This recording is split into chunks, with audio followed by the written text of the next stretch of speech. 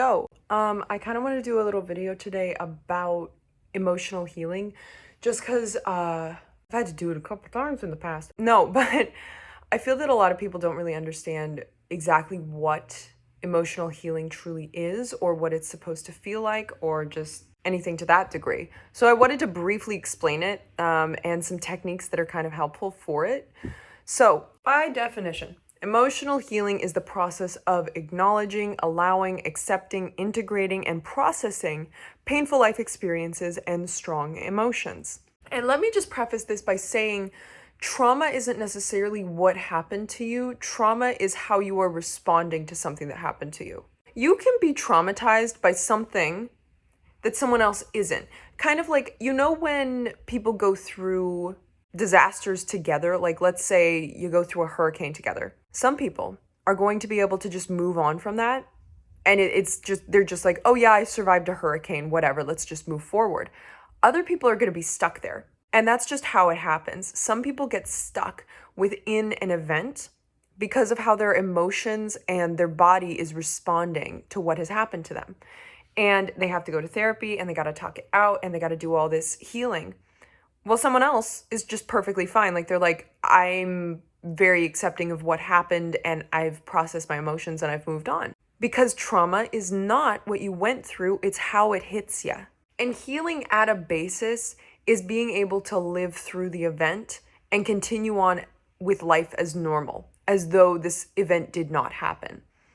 But obviously it did, and it changed you. But it's about finding a new life rhythm after it's happened and finding things that make you feel better and ways you can mentally explain to yourself that that was okay that that happened. I'm not scared of it.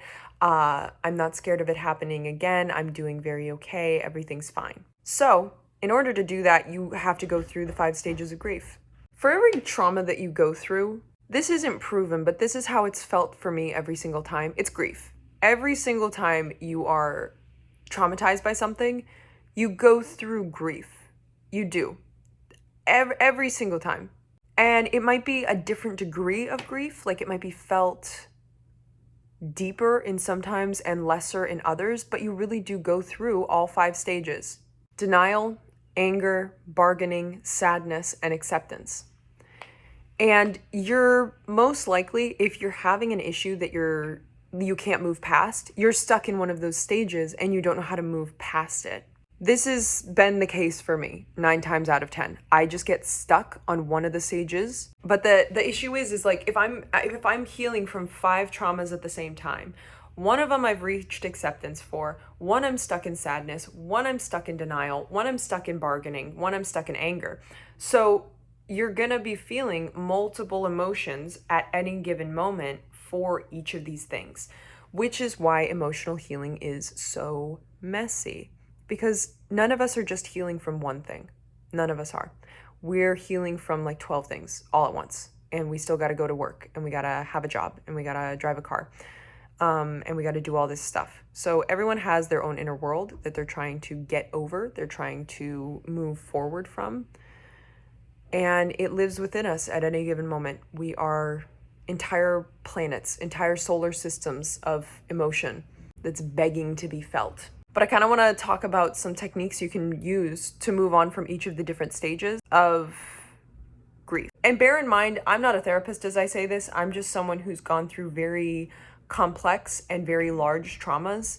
And for the most part, I've had to heal from it either on my own or with the help of a therapist. And this is just what I've learned. And this is the things that have helped me the most. And I'm not perfect and I'm not fully healed. I'm just a girl with a YouTube channel trying to help others. So if you're stuck in denial, which is just the first part of it all, what you can do to move out of this is something called narrative therapy, which is just repeating the story. And you don't have to repeat it to someone else. If you just want to write it out in your computer, write it down on a piece of paper, say it out loud to a wall. You might sound crazy when you do it, but just like speaking it to a wall or doing what I'm doing, record yourself saying it and then hear it back. Whatever you can do to just know what happened, just so that your brain gets a chance to be like, okay, that did happen. Because right now, if you're in denial, it means that your brain hasn't fully acknowledged that it's happened or that you don't want to believe that it has happened. If you need help from moving on from anger, you need movement of any kind. That can be running, painting, baking, boxing. It can be punching pillows. It can be doing jumping jacks whenever you feel that anger. Anger is an emotion that needs to be moved through. You can't sit with it, because to sit with anger is to double it. For me, whenever anger comes up, I kind of feel like it's a past version of me that wished I could have fought but didn't. And it's more so anger at myself than it is anger at the person who caused me that pain. So I always get up, I'll do jumping jacks whenever I feel anger, I'll punch a pillow, I'll bake. I bake a lot when I'm mad, because I don't know why baking and running are my two coping mechanisms of choice when I'm angry. Anger heals through movement, in my experience. Bargaining. If you're stuck in the bargaining stage of grief where you're like, you want to talk to the person that did this to you and try and reconcile, or you are praying to a God that you just want them to undo what's happened, or you want to try to fix what has happened in any single way, you need to remind yourself that everything happens for a reason. The reason was not you. That's the phrase that I kept repeating to myself that helped me move forward. Even if it's really, really bad stuff, like abuse or trauma that you're going through, still repeat that to yourself. Everything happens for a reason. The reason was not you. Everything happens for a reason. The reason was not you.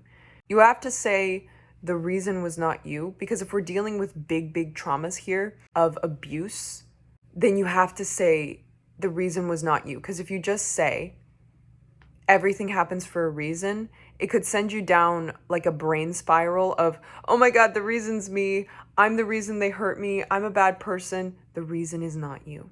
It's happening for a higher good, a higher purpose. Life only moves forward. Everything happens for a reason. The reason was not you. Things are turning out for the better. And you really have to believe that and get yourself to acknowledge that phrase and repeating it over and over and over.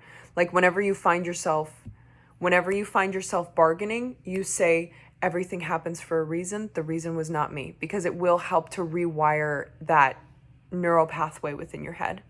Sadness is the one that sticks around for a while, because sadness is the emotion you feel between knowing that something is gone and actually accepting that something is gone. And that sadness is the longest one. Sadness is the one that lingers. At first, sadness feels like you're drowning, and then slowly you're coming up to the surface so that you can breathe. But it's learning to live without the weight of something that you once loved or something that you once held dear to you. Sadness is the stage of grief that I would say try everything because something's going to work. Sadness doesn't have a clear and cut dry answer as to what's going to help it. Because sometimes with sadness, I had to sit inside and feel it. And I wrote like pages of poetry, and I wrote some of the best things I've ever written in my life, and I turned it all into art. And it was really easy and really simple. But other times I went out and partied, and I went out with my friends, and we went out on the town, and I would go dancing, and I would have fun. And that was the way that I helped move through sadness, because I was like, look how great your life is. Look how much fun you're having. You're partying. Everything's great. Or other times it was just sitting down and playing card games with my friends and just being around a sense of community. It looks different every single time. So that's why I say try everything, because something's going to work. And obviously, try not to fall prey to addictive substances during this time. Try your best not to use cigarettes, alcohol, sex, gambling, anything that could be addictive, because it's going to prolong the sadness longer than it needs to be. Try to find positive coping mechanisms that help you move through the sadness or experience the sadness with the comfort of baking, writing, painting, whatever it might be. But sadness slowly fades. It's just about learning to sit with it. Sometimes you're dancing at the club, and sometimes you're sitting at home doing paint by numbers. It looks different. but you just have to learn to sit with it. And once you reach the acceptance part of grief, obviously this is where you need to restructure your life, where whatever there was an absence of that you've lost, you now have like empty space to rebuild. Let's say you lost your boyfriend. This would be where you would go out and start dating. Let's say you lost a parent.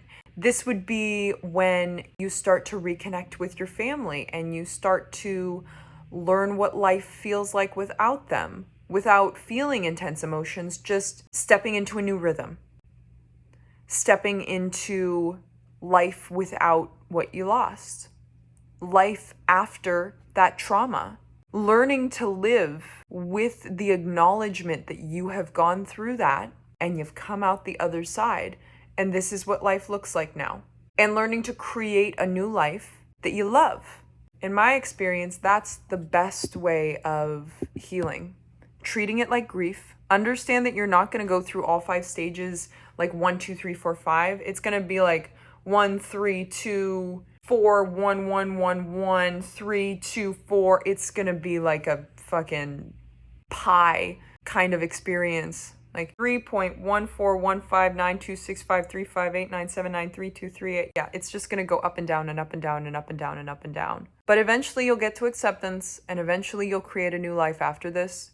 There's no trauma that anyone has lived through that they didn't heal from, that they didn't get through. It just takes time. It takes patience. It takes acceptance and acknowledgement of what you're feeling, and it's to let yourself do what you feel is correct to get through. That's my 2 cents on it. I love you guys. Happy healing.